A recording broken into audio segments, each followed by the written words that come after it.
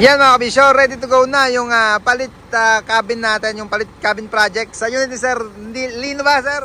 Paano na airpot mo? Lino Guarin. Ayun si Sir ng Gimba Nueva Ecija. Dating Giga yung ulo niya. So yung bumper, syempre pag dumarating galing Japan, stock lang yan. Pinapalitan na ng chrome. Yung kagaya na paliwanag ko kahapon nung nag-video tayo nung napa-video ako bigla, sabi ko kay Sir pogi nung unit.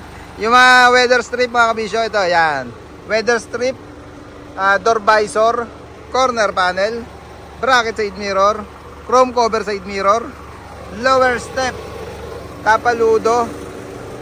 Yan yung mga project na ginawa dito. Tapaludo, mudguard syempre, clearance light, LED na kulay puti, chrome lock, stainless yung bracket na ginamit natin mga kabisyo.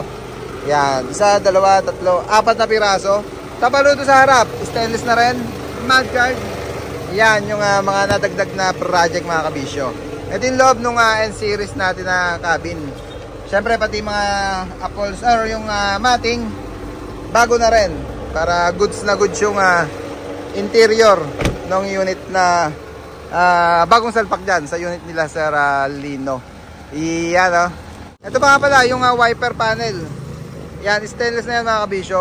Wiper arm garnish, stainless din, grills, chrome mga kabisyo. Yan yung modelo ng N-series ngayon na design ng chrome accessories. Yan yung napakita ko na yung mga project na ginawa. At kung meron din kayong unit, ulitin ko ulit kanina, yung kung unit nyo gusto nyo palitan ng Giga, yung pinakita ko yung pinagpalitan nila, pwede rin mga kabisyo. Kaya N-series, kung gusto nyo rin na N-series ang ulo, tawag lang din sa number na naka-plus sa screen natin. Yan. Ship na pa nga pala, naglagay tayo ship na. Sir, ayan sila Sir, ayan magkapatid. Pre, paano ulit? Jason. Si yung kapatid mo? Jerome. At si Sir Lino. Ayan. Pauwi na sila ng Sir Jerome. Pauwi na sila ng Gimba Nueva Ecija. Thank you po Sir for trusting Team Kabisyo. Iyon o.